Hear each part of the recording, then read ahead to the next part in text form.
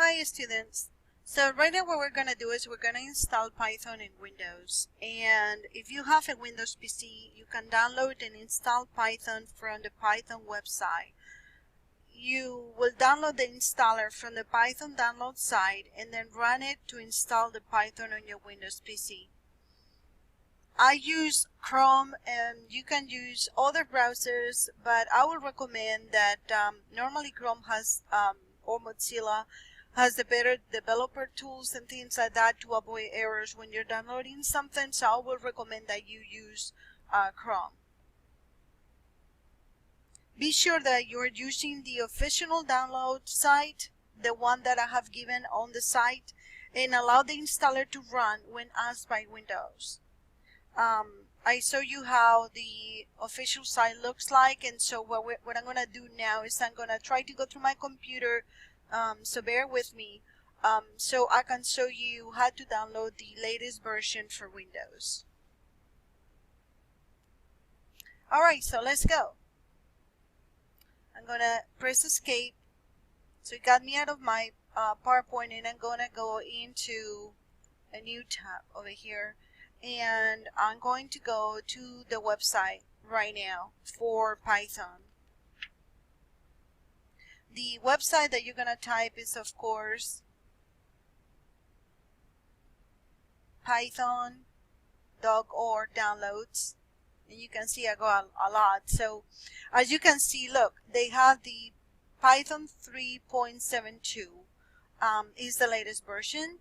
And you're gonna click on the yellow button. We're gonna click, and it's gonna ask you to download it in an area that is good for you, that you know that is accessible to you. If you don't have a lot of practice downloading, or this is brand new to you and you're not a computer kind of techie savvy person, I will recommend that you download this on the desktop. If not, normally Python will download it in your C drive, okay, on the PC. So I'm gonna click save to download it to my desktop, and you can see on the bottom that it says Python executable right here on the bottom left hand corner. It is downloaded, and I'm gonna click on open. You just click with your mouse, because I want to walk you through the step by step. Alright, so once that we made sure that we have that, on the download page you'll want to download the version 3.72 in this case, and you click the button to start the download. Of course, the browser will ask you what you want to do with the file. If you're using Chrome, you will see the dialog box above, and then we're gonna click on, as you can see, it's asking me to say operate because I already have a version.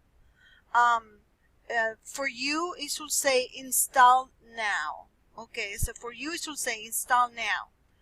You don't want to customize right now. Maybe later on when you become more proficient you want to do some changes, but for now I'm gonna click on operate because I already have it on my PC, but you will be clicking on install now. So let's do that. Okay, now it says allow to changes. You say yes, and the setup process begins. If you're using Wi-Fi, I would recommend that you go to a place in which you're not going to be using your own data. Is if you don't have a modem, or set up cable in your house or anything like that, I wouldn't go to a Starbucks to do this just because it might take longer. So just wait for a few minutes. We're gonna see how long it takes. Python is actually kind of a big installation. The Python installer program will load Python onto your computer and make it available for use. And there are several settings that can change the way the Python is installed, but you don't need to change any of these. The only change that you should make is to select add Python 3.72 to path checkbox if it asks you to do that. And we just did that, and we click install now and OK to accept the changes. Alright, so it seems like it's going, and you can see standard. It's already downloaded Python. Now it's downloading the standard library for Python.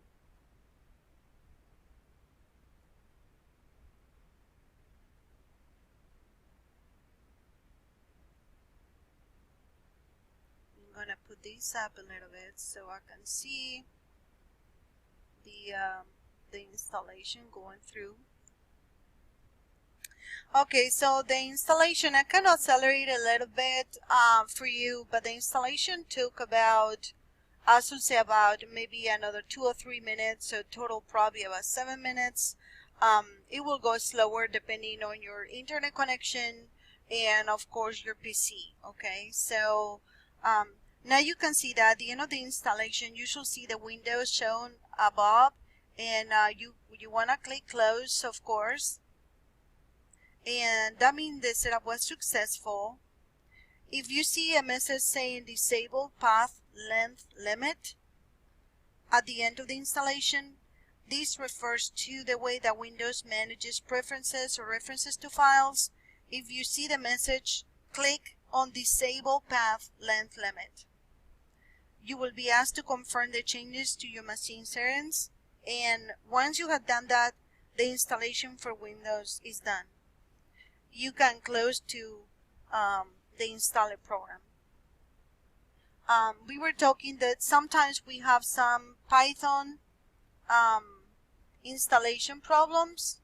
If we go into here, so you may have some installation problems sometimes. The Python download webpage can usually work out which operating system you're using, and will display the buttons like it did for us to direct you to the correct files for your computer, but sometimes this might not happen, in which case you won't see any direct download buttons. If this happens to you, just select your operating system from the options display on the downloads page and then find the latest release of the language on your computer. Python is upgraded quite frequently. I just upgraded the last version about 2 months ago, and now they have a new one, just to give you an idea. So you might notice that the version offered is different from the one shown on the video. As long as you have version number 3 point something, 3.7, 3.61, whatever, as long as it's version 0.3, you should be able to use the same and do the exercises that we do in the course. Alright, we downloaded Windows. Now we're gonna try to download Mac. I'll see you soon.